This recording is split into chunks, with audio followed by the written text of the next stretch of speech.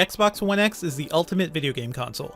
It sports more horsepower than any system ever, and unlike Sony's PlayStation 4 Pro, it can play plenty of titles in full 4K. It's just about everything you could want without investing in a gaming PC. The only problem? It's now a year after the PS4 Pro launched, and the One X costs $500, while Sony's console launched at $400. That high price limits the Xbox One X to die-hard Microsoft fans, who don't mind paying a bit more to play the console's exclusive titles in 4K. Despite all the power inside, the One X is Microsoft's smallest console to date. It looks similar to the Xbox One S, except it has an entirely matte black case and it's slightly slimmer. Along the front, there's a slot-loading 4K Blu-ray drive, a physical power button, and a single USB port along with a controller pairing button. And around the back there are HDMI out and in ports, the latter of which lets you plug in your cable box. Additionally, there are two USB ports, connections for optical audio, IR out, and gigabit Ethernet.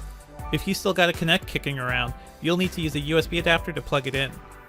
The Xbox One X's real upgrades are under the hood. It features an 8-core CPU running at 2.3 GHz, 12GB of GDDR5 RAM, and an upgraded AMD Polaris GPU with 6 teraflops of computing power.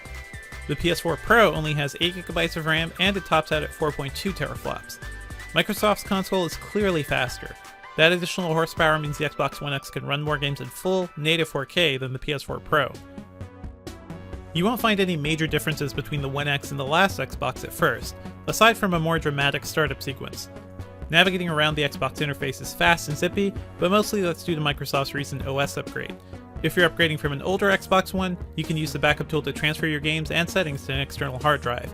Just plug that into the new console during setup, and it'll make it feel just like your old machine. It'll also be a lot faster than waiting for everything to download from Xbox Live. You'll still have to set aside some time if you want to play an Xbox One X enhanced title though. Those 4K textures will make games significantly larger, though Microsoft says it's come up with a few ways to help developers make downloading them more efficient. For example, language packs and other optional content won't get installed by default.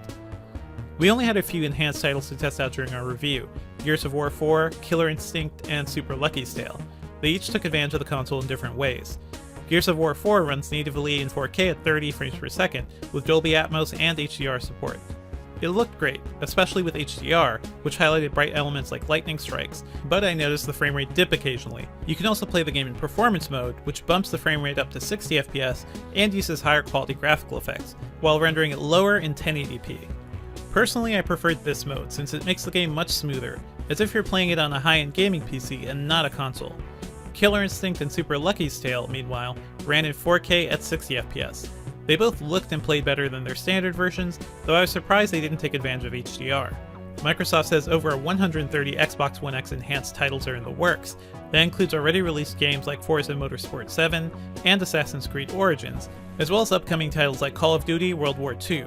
You'll be able to find them easily in a special section in the Xbox Store. There are also a handful of Xbox 360 games that will be supported, including Halo 3 and Fallout 3. Some titles will get bumped up to higher resolution, while others will get HDR support. And even if a game isn't specifically tuned for the new console, Microsoft says you might still see some performance improvements. The PlayStation 4 Pro, meanwhile, has over 100 games tuned for its hardware, and its boost mode can also speed up some older games. Microsoft is still pushing the Xbox One X as something that can be more than just a game console. 4K Blu-rays loaded up quickly, and I didn't notice many delays as I skipped around films. Planet Earth 2, in particular, looked fantastic thanks to its brilliant use of HDR. Unfortunately, the Xbox One X doesn't support Dolby Vision, so you're stuck with HDR10. That makes sense since it's a more widely supported standard, but it would have been nice to see Dolby's too.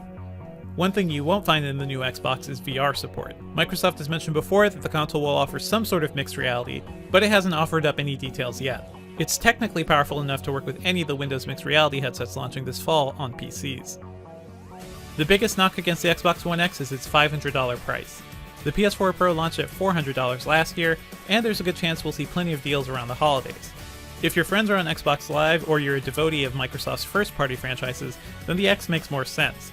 If you just want to play third-party titles that come to both platforms though, the PS4 Pro is clearly the better deal. There's also plenty of wisdom in simply waiting for a while before you buy the One X, especially if you already have a One S or you haven't upgraded to a 4K TV yet. While the new console can make games look better on 1080p sets, since it'll super sample high-res textures and have more graphical effects, it's simply not worth the upgrade yet since those TVs can't view HDR. If price isn't a huge concern for you, it's worth considering investing in a gaming PC. A decent one costs between $600 and $800, plus the price of a monitor, but it'll easily be more powerful than the One X, and you have the added benefit of upgrading components down the line. Now that Microsoft and game publishers are offering most major titles on PC, you also won't be missing out on much by ditching consoles. Ultimately, the Xbox One X is, well, an Xbox. It offers some performance upgrades that gamers will notice, but it's also slightly disappointing. It's arriving a year after the PS4 Pro, but it doesn't do much more than Sony's console. It's simply a faster Xbox. For some gamers, that'll be enough, but it's a harder sell for most consumers.